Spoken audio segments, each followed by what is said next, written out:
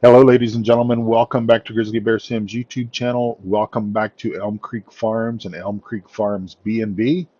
This is episode number 16. Thanks for returning. Just out here inspecting our fields. It is May the 1st. Yeah, I did skip the planting of our sunflowers down there. Just sort of felt like that we had done an episode or so of planting.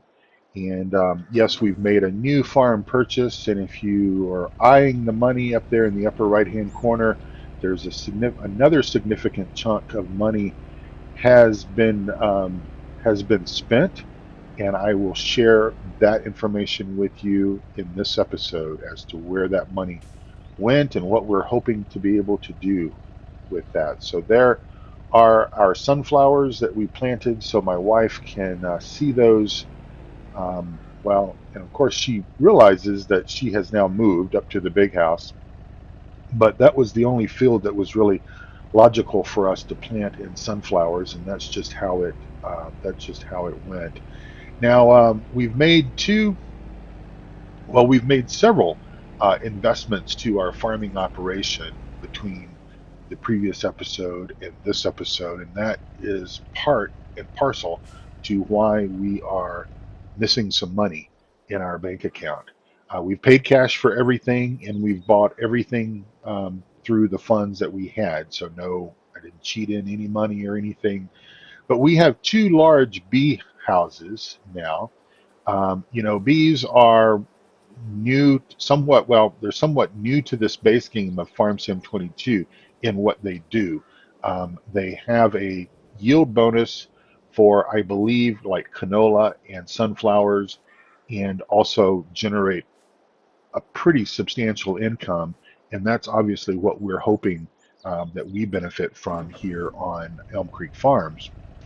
So I have one of the large beehives located there.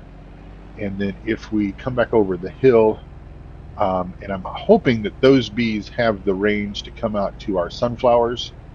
And then if we head over to the other side of our farm here, and I'm hauling these eggs around because we need them at the B&B.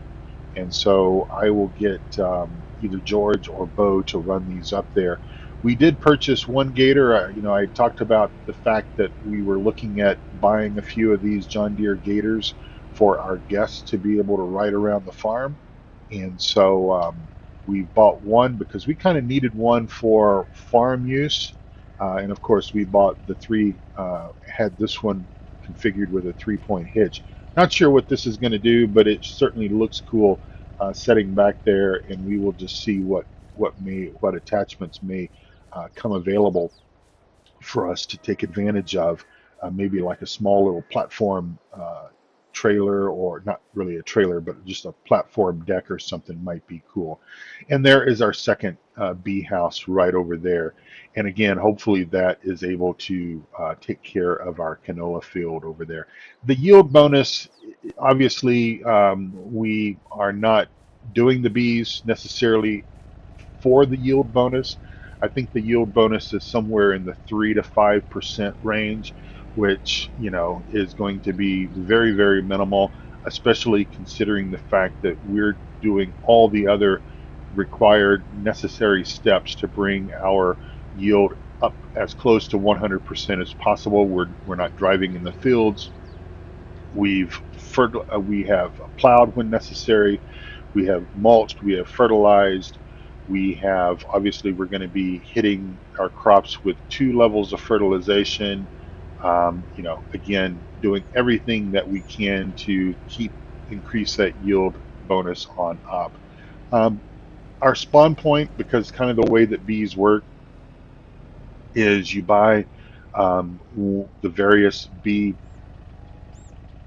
hives, if you will, and it doesn't matter how far you place the spawn point for the crates. They can be anywhere on the map. It's basically one spawn point per farm, and so that's where our honey is spawning. So basically, what we're doing is I've asked Bo, since Bo is going to kind of be our greenhouse guy. He is going to be our beehive guy, and he's going to help out. We're adding more and more stuff for him to do.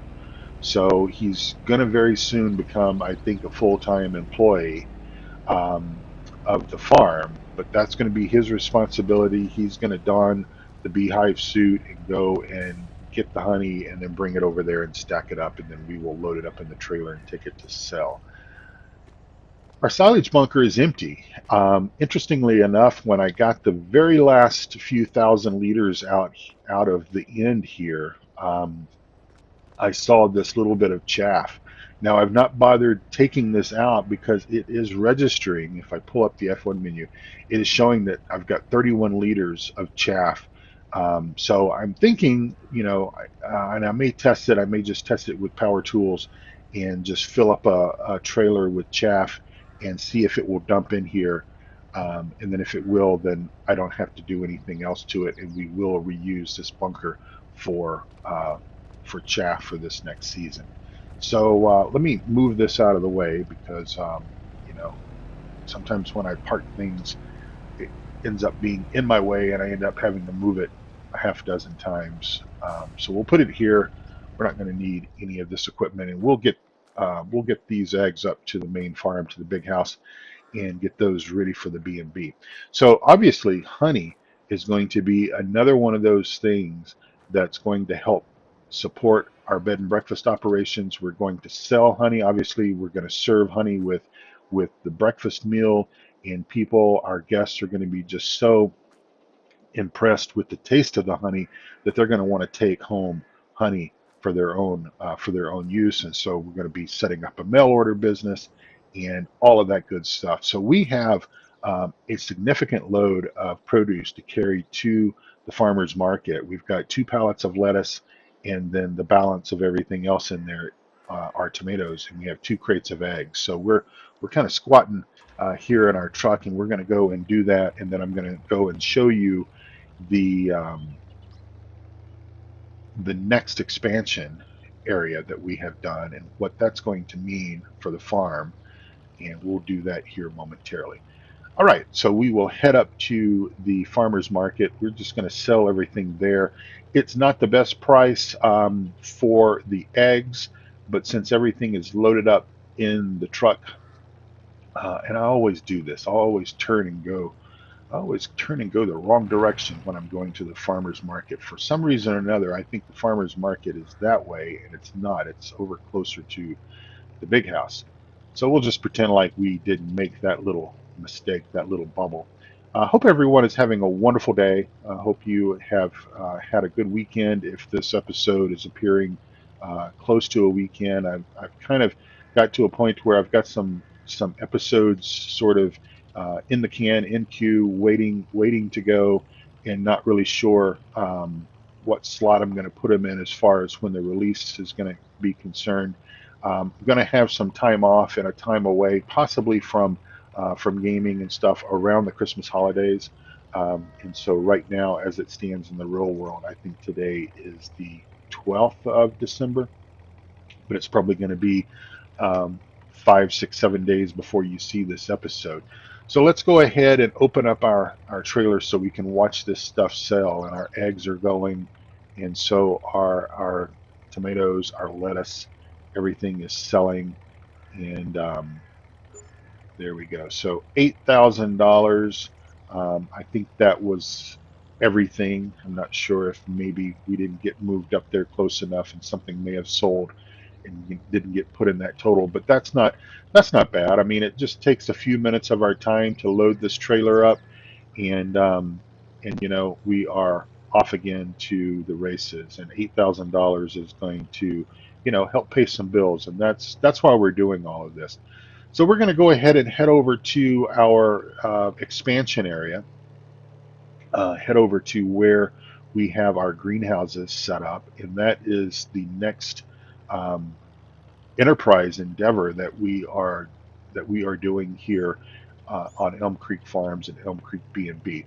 Again, my wife and I are looking at ways that we can invest money into the farm, into the B&B, that is going to be something that is going to both help our guests, help our own pocketbooks, also help the community in this area as well.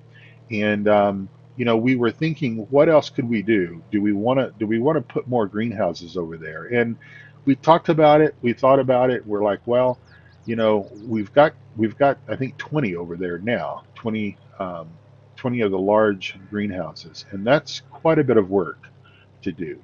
And so we were thinking, well, what else could we do that is maybe not quite as labor intensive, and also kind of sticks with the general rule of farming.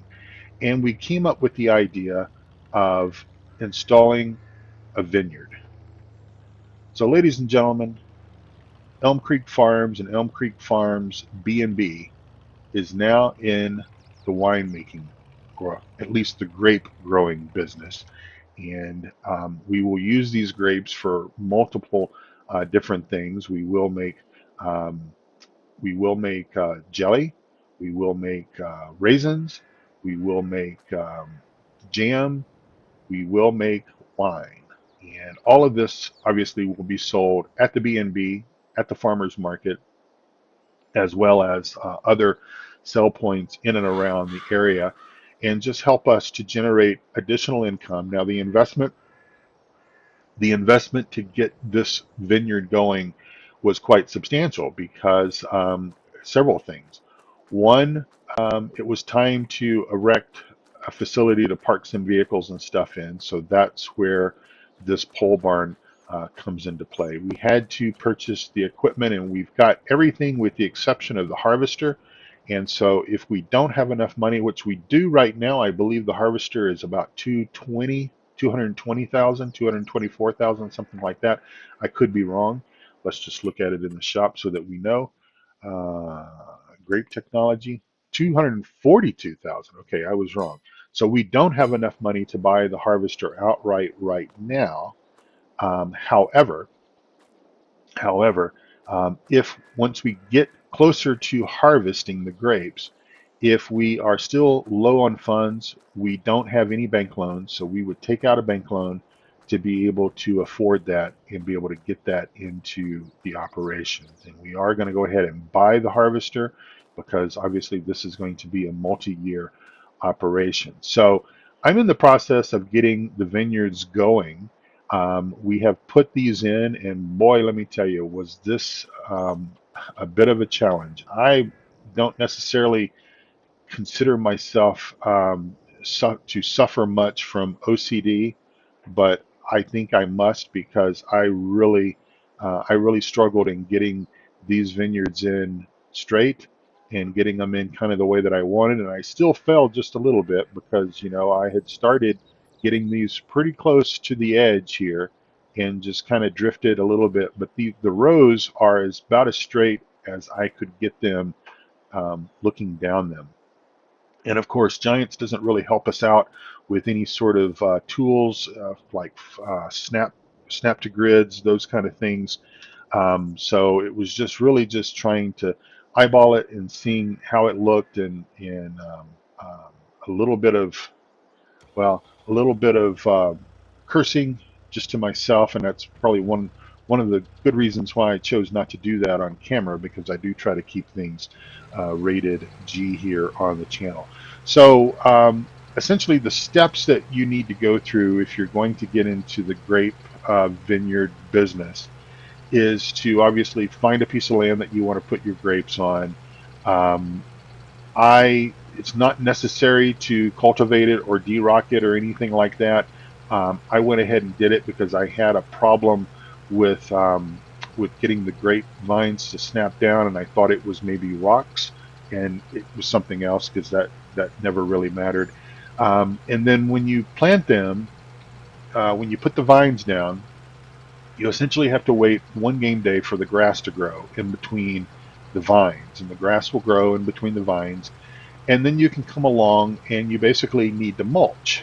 And I have kind of mulched and done the cultivator on several of these rows so that we can kind of speed things along a little bit. And we had the Landini tractor imported in from Europe for this operation. Obviously, you need kind of a skinny tractor, and I will tell you that if you are used to driving, you know, John Deere 8R, or the like the Fendt tractor that we have, you're used to driving something like that, and you get into this little Landini, you think that you're riding, um, one of those little pedal cars that we might have had as a child, because this thing is small and it is not very powerful at all, but it does actually the job of what we're doing here. It does it quite well. Actually, I'm quite impressed. The turning radius is about that of what you might think the Titanic was. It is rather slow in turning, and you don't have a very big turning radius. But oops. But like I said, for this purpose, I certainly wouldn't want to plow um, 100 acres with this. But for this purpose, it does okay. It really does. It does okay. I can't complain too much about it. And we're just going to get the rest of this little job done here. We need to come back this direction and then come back the other direction.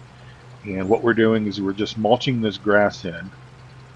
So there's um, multiple steps, multiple things that we've got to do to have a successful vineyard. And obviously, planting the vines is just kind of the first thing.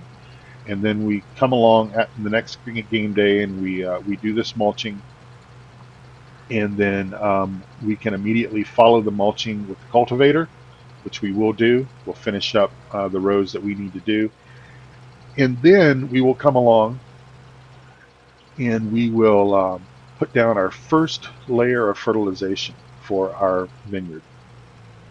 And that's kind of cool the way that works. It's a completely different piece of equipment, and of course that's kind of the cost investment in this is that nothing that we own previous would really work. I mean, I suppose we could maybe get our small John Deere through these, or maybe we could have had the rows planted a little bit wider.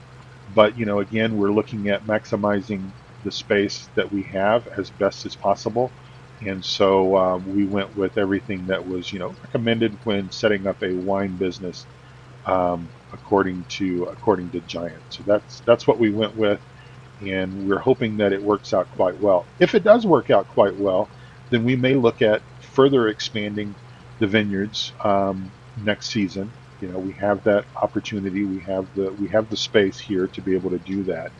Um, the other the other thing is we will be coming in here into the remaining portion of this field, and we will go ahead and plant that in soybeans. We are going to be starting our soybean. I guess we could have left this over here. I think I will do that now. Sorry about that. We'll go ahead and put this away. Um, Need to bring a power washer down here. We've got lots of water opportunities down here on this patch of land. And so I think that we will bring a power washer down here just so that we can keep things clean. Now the other little piece of kit, the little orange thing over there, that is the apparatus that we need to be able to. Um, let's see.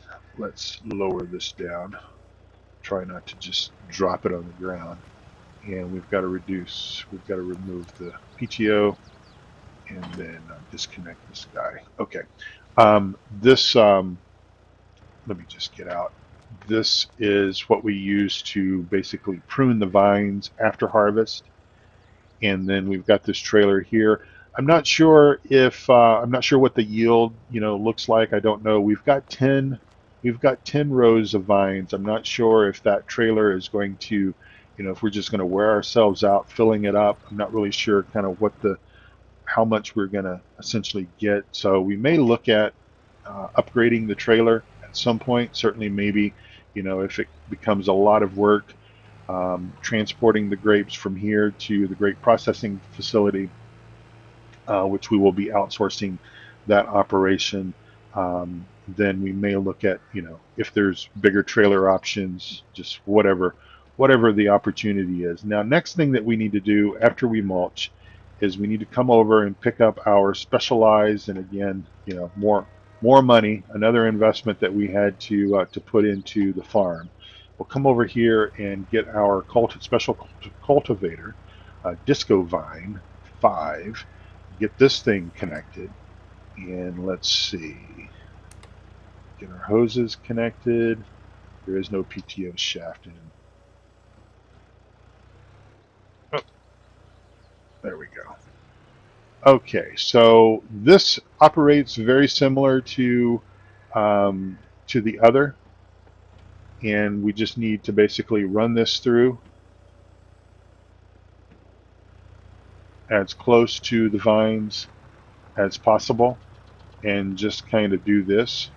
Now, what's interesting is I had previously done the rows to our left. I had previously run through there with this thing on the rows to our left, and I see that just in the matter of, well, an hour and a half of gameplay, it has already grown back. So I don't think you have to do it. You don't have to keep doing this.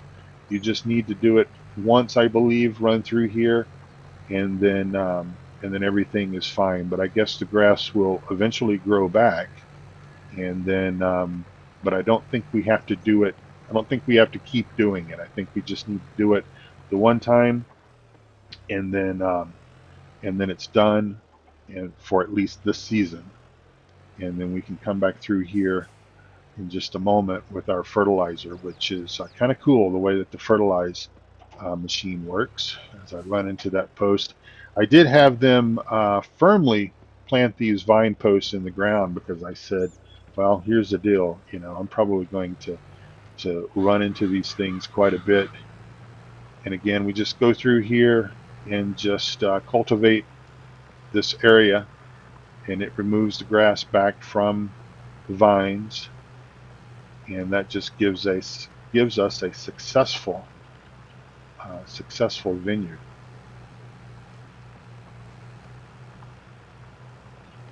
I'm curious if any of my viewers are doing anything with grapes or with olives on your farm, and how you're getting along with those. And maybe you can, if you are further along than I am, in other words, if you've already successfully harvested from your grape or olive enterprise, what are you seeing as far as yields go? Are you seeing high yields? I mean, is the endeavor profitable for you? Are you glad that you got into it, or is it something that, it's kind of like with sugarcane. When sugarcane first came out in the game, in the base farming simulator 17, I believe, was when sugarcane came out. I was excited about planting it, harvesting it, and all that stuff. My grandfather grew sugarcane, and of course he grew it in a much smaller scale operation and didn't have all the fancy sugarcane harvesting equipment that we have here in the game. But it was something that was just kind of interesting to me, and I planted a field with sugarcane, and just kind of by the time that it got around to doing all the steps necessary, and harvesting and everything, and then the problems with trying to harvest it because it was um, just a little bit, the AI wasn't working too well, and such as that, then it just kind of became something that I did it once, and that's fine. I'm not gonna, I'm not really gonna mess with it going forward. And is that kind of what you're seeing with grapes or with olives? We'll just see. I'm not going to do olives on this Let's Play. At least not. I'm not going to do olives this year, this season. It's possible that I may change my mind, and I may put olives in next year, and I may put olives in down here on this field after, but after we harvest the soybeans. But at least right now on my radar, my immediate radar, I'm just thinking about doing the grapes on this map on this Let's Play series, and then basically calling it good. But I would definitely come through here after the harvest, prune the vines back, and then do everything that was required next year to get the operations going again, pending I'm still playing this map at that time. As I've said before, really and truthfully, looking at you know playing this map until another really good map comes along. I don't know if that's going to be, Calmsden by Oxygen David, or if it will be, something else that comes out. But it's going to have to be a quality map from, I'm not just going to go out and download the first thing that gets converted over, because we just, here we are again. A brand new version of Farming Simulator comes out, and we've got all these yahoos that don't know anything about modding that's converting this stuff, or even worse than that, they're not even bothering converting. Our good friend CCS 101, who exclusively uploads to simplysafemods.com all of his mods, and he is the guy that's responsible for Midtown USA, Nebraska lands, um, Eastern Emerald Coast, East Coast USA, all of these wonderful maps. And something, I can't remember which one it is, but it has been uploaded to. Um, oh, this is interesting. I had this problem yesterday where I could not cultivate out that little bit of grass on this particular row, and of course I'm driving like crazy. But anyway, back to the CCS 101 thing. He exclusively uploads to simplysafemods.com. He will contact me when he has a mod ready to upload. He will send me the mod through either Google or Dropbox, something like that, with pictures and a description, and then I upload them to Simply Safe Mods. That's how it works. That's a relationship that I have with the modders. That way I know that the mods come directly from those who create them. And already for FarmSim 22, one of his mods, one of his maps, has been uploaded to a site that's claiming to be FarmSim 22 mods. And they've not done a thing to the map. They've not done anything to the map other than it's still a 19 version. They've just uploaded it and called it available for FarmSim 22. And so when people try to download it and place it in their FarmSim 22 mods folder, obviously it doesn't show up or it doesn't work. And so these are the things that are happening already. But there's a there's a map by Alien Jim called No Man's Land, and I believe it was available for 19. And it was one of those situations where I didn't get around to playing it in 19. Much like um, Lone Oak, I did not get a chance to play Lone Oak for Farm Sim 17 when it came out, and so that may be a map that I may play if it interests me, excites me. All right, so next we need to, and I know that this is a little bit longer of an episode. This may actually be one of the longest episodes I've put out since I've come back to YouTube in this era of Farm Sim 22. But I do want to just show you these steps and get the hoses, get the PTO hooked up, and we are good to go. So I filled this yesterday at the main farm. From what I understand, the yield on this goes quite a long ways, which is good. Um, and what it does is it sort of atomizes the liquid fertilizer, and so it sprays a very fine mist of fertilizer directly onto the vines, and I guess maybe at the roots of the vines, and a little bit goes a long way, is what I understand.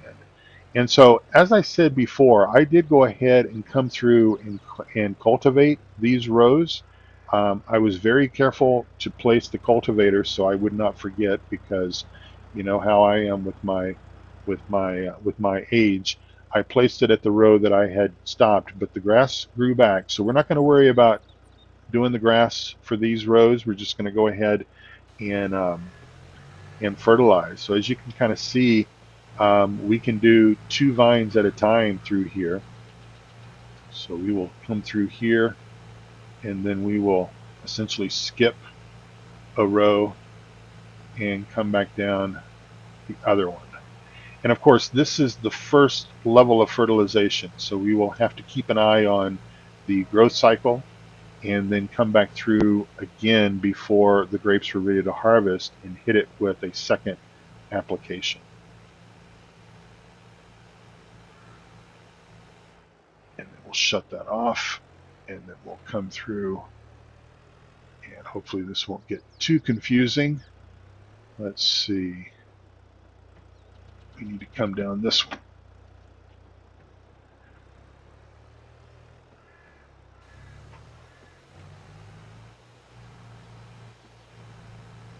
But yeah, don't let Landini um, confuse you with Lamborghini, because um, this little tractor, you kind of have to say, I think I can, I think I can, I think I can, because if you get hung up on the vine like I've just done, then and it's really hard to say whether it's my driving, and I think that is part of it, or whether it's some of the traction issues that we're seeing with FarmSim 22 at this somewhat early stage. We're 3 weeks into the game. We don't have the patch out yet, so it's kind of hard to say. I think it's mostly my driving and hitting a post or something, but obviously this has been a little harder to kind of free up doing the doing the fertilizer sprayer, because since it is somewhat of a trailer, it doesn't back up as easy as if you just have the attachment on the 3-point hitch like the cultivator and the mulcher is. So coming through here. Now I did try, and it works okay. Well, hiring a worker doesn't work so well, um, for obvious reasons, because hey, we have issues, with our AI workers just being able to maneuver and operate in a square field. Let's not confuse matters by introducing, vineyards and posts and all of this stuff to the mix. But so AI workers don't work too well. Secondly, GPS does actually work kind of okay if you get your AB lines get set, and obviously if your vines are in a straight line like mine mostly are for the most part. And again, I just get a little bit close, and that trailer gets hung up on the vine. So it's really just being really, really careful. But as you can kind of tell with our yield, and of course my steering wheel is a little bit dodgy. As you can tell with our yield, we're at 98%. As I take my eyes off the game just a little bit to take a look at that, and I run into the post. So concentration is perhaps key, and perhaps it's best to, me, if you've been watching my channel for multiple years, you know that I can't back and talk at the same time. Well, perhaps I've just also figured out that I do can't really do this job and talk at the same time either. Come on. All right, one last pass, and then we're going to wrap this episode up, and I'm going to let you all have a rest of your time back. So thanks so much for watching. Very much appreciative. We will let's just take a look and make sure the growth that's showing fertilization here as we find our yep. So we are showing fertilization on our field, and again we will come back. Now that looks That looks to me like fully fertilized, but maybe that rate goes down at the next growth cycle. We'll just have to kind of keep an eye on it and see. Um, as I'm stuck again. Um, so I think one key thing, and obviously we don't own this field over here that we're driving through, but there's no crops on it, is that it helps, especially when pulling the fertilizer spreader through, to make sure you've got plenty of room at the end so that you can make that turn and kind of come in as straight as possible to your row. And so it's kind of a good thing that I didn't run these all the way to the other end of the field, because that would have been a nightmare trying to navigate this thing with this little tractor, in trying to do a 3 point turn. All right, well, ladies and gentlemen, thank you so much for watching. I do appreciate you coming back for new episodes here. If you are new to my channel, please subscribe. I do very much appreciate that. That kind of motivates me and tells me that the efforts that I'm going through to try to entertain you and in some ways educate you on some of these new features of the game is paying off, and that you enjoy it. And then also like the video if you do so, and that also is very much appreciated. When we come back for the next episode, for I think that will be episode 17, we will most likely go ahead and be planting soybeans, either down here or up at the main farm area, and get our soybean crops going, get those in the ground and going. And that will basically wrap up our planting season for this year. And that will pretty much bring us to a point to where we've almost made a full year in the game, because obviously we started in August. So we're getting closer and closer to that first year mark. So hopefully our grapes are going to be a good enterprise for us. Hopefully our bees will also be a good enterprise for us. And we're just going to just take this one step at a time and see how it goes, and just enjoy the fruits of our labor, if you will. Again, thank you for watching. Take good care of yourself and also of each other. And I will see you back here at Elm Creek Farms for the next episode. Bye for now.